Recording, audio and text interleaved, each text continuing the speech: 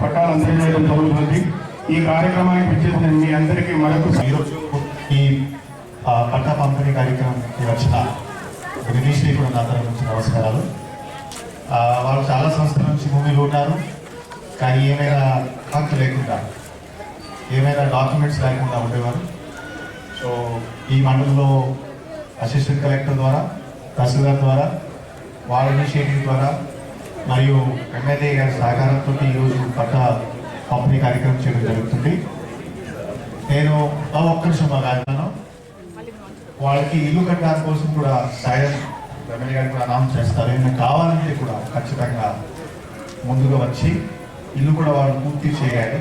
ఈ సభ నుంచి ఒక సందేశం ఇస్తున్నాను. ఇప్పుడే నేను అసిస్టెంట్ కలెక్టర్ గారు కూడా చెప్పడం జరిగింది.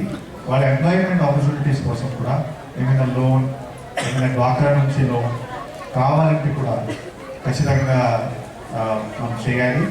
వాళ్ళ పిల్లల ఎడ్యుకేషన్ కోసం కూడా బాగా ఉండాలి, ముందుకి రావాలి, స్కూల్ వెళ్ళాలి.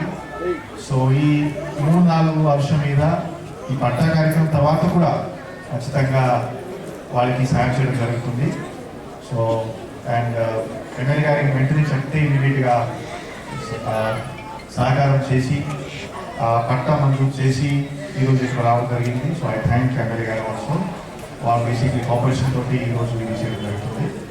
సో ఖచ్చితంగా ఇంకా ఈ సభలో తహసీల్దార్ గారు ఉన్నారు, ఎంపీడీ గారు ఉన్నారు, ఇంకా చాలా మంది వాళ్ళ దగ్గర పట్టాస్ లేవు, ఆర్ భూమిలో ఉన్నారు, అగ్రికల్చర్ భూమిలో ఉన్నారు, సాగు చేస్తున్నారు, గవర్నమెంట్ భూమిలో ఉన్నారు, పట్టా లేదు. అది కూడా లిస్ట్ తయారు చేసేసి నేను తహసీల్దార్ గారు కూడా చెప్తున్నాను, ఒక్క నెలలో అటువంటి అందరికీ లిస్ట్ తయారు చేసేసి మనం బేసిక్లీ పట్టా పంపిణీ కార్యక్రమం చేస్తాము మండలాల్లో. సో అదే అటువంటి హక్ మనం వాళ్ళకి కల్పిస్తే రేపు లోన్స్ వస్తాయి, వెబ్లైన్లో ఆన్లైన్ వాళ్ళ రిపోర్ట్స్ ఉంటాయి. ఖచ్చితంగా వాళ్ళ బేసిక్లీ జీవన రూపురేఖ కూడా మారుతుంది. సో ఇది కూడా నేను సవాల్ నుంచి చెప్తున్నాను. So thank you very much. మెయిన్గా చెప్పాలంటే ఇక్కడ పందుల వారి ఇల్లు అంటారు. వీళ్ళకి పర్టికులర్గా వీళ్ళు ఒక చోట ఉండరు, అక్కడక్కడ ఒక చిన్న టెంట్ లాగా వేసుకొని వాళ్ళు అన్ని చోట్ల ఎక్కడ ఆ రోజు కాలం గడుస్తుందో అక్కడ నుంచి మైగ్రేట్ అవుతూ ఉంటారు. ఇలాంటి వాళ్ళని గుర్తించి వీళ్ళకి మనం సహాయం చేయాలని చెప్పేసి మన ట్రైనింగ్ కలెక్టర్ గారు మన గంగాధర నియోజకవర్గానికి అపాయింట్ చేయడం జరిగింది. ఇవన్నీ క్రెడిట్ కూడా మన కలెక్టర్ గారికి చేరుతుంది. ఎందుకంటే కలెక్టర్ గారికి వచ్చిన తర్వాత చాలా మంచి కార్యక్రమాలు మన నియోజకవర్గంలో జరుగుతూ ఉంది. సీసీ రోడ్లు కూడా చూసారంటే కుప్పం తర్వాత హైయెస్ట్ సీసీ రోడ్లు కలెక్టర్ గారు మన నియోజకవర్గానికి సమర్పించారు. ఇది ఎందుకు వస్తుందంటే మనలో చదువు, మనలో ఎడ్యుకేషన్ పెరిగితే ఆటోమేటిక్గా ఇవన్నీ కూడా ఉండవు. అంటే ఇవన్నీ చూస్తే ఏమని అర్థం అంటే ఇంకా కూడా మనం లిటరసీ రేటు మన నియోజకవర్గంలో, మన మండలాల్లో చాలా తక్కువ ఉందని అర్థం. యాజ్ అ పేరెంట్స్ మీరందరూ కూడా పిల్లల్ని మంచిగా చదివించాలి. మీరు చదివించేదానికి అన్ని విధాలా కూడా ప్రభుత్వం మీకు తోడ్పడుతుంది. అందులో ఒక కార్యక్రమంగానే ఈరోజు 40 సంవత్సరాలుగా 30 నుంచి 40 సంవత్సరాలుగా వీళ్ళని గుర్తించలేదు. వీళ్ళని కొంతమంది ట్రైబ్ అన్నారు,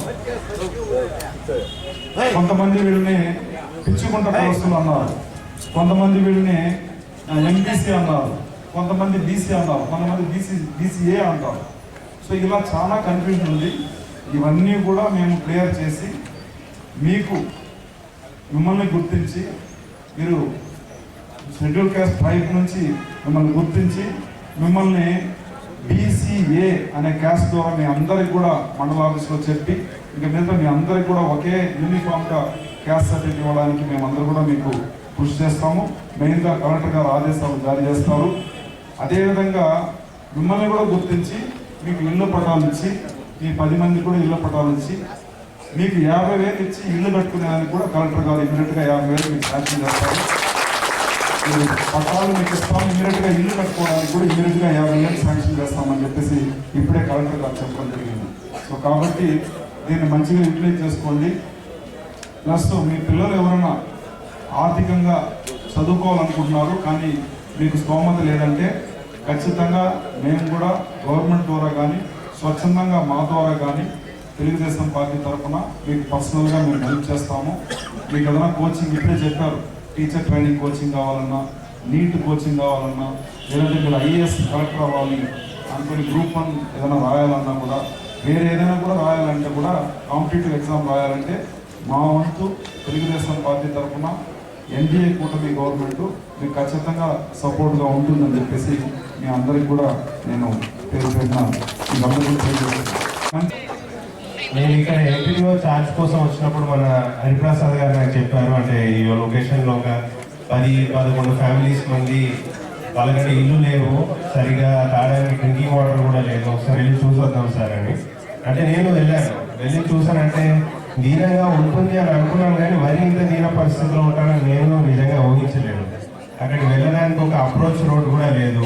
వాళ్ళకు ఇల్లు అంటే అవి ఇల్లు కూడా కావాలి, ఒక 4 కర్రలు పాతుకొని మన బ్యానర్లు ఉంటాయి, ఇప్పుడు ఫ్లెక్సీలు, వీటిని చుట్టుకొని దాంట్లోనే వాళ్ళు ఉంటున్నారు. చాలా దయనీయమైన పరిస్థితిలో ఉన్నట్టు నాకు అనిపించింది.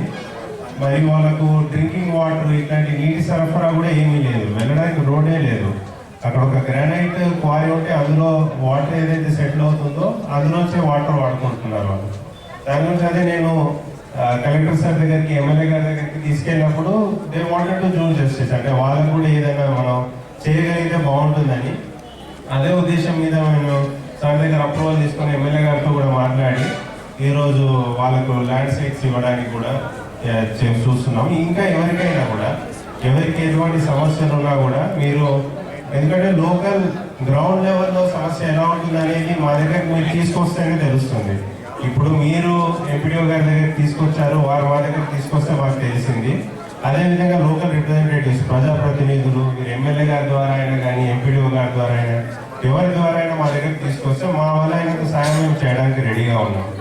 కానీ అదే ఇది సమష్టి కృషి, అందరూ కలిసి చేస్తేనే ఏదైనా జరుగుతుంది. నాకు ఈ అవకాశం ఇచ్చినందుకు ధన్యవాదాలు. వైభవ్ కృష్ణయ్య,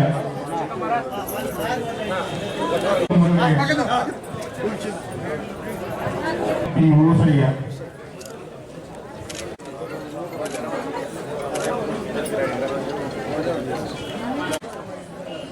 చిట్టి వైభవ్, చూడమ్మా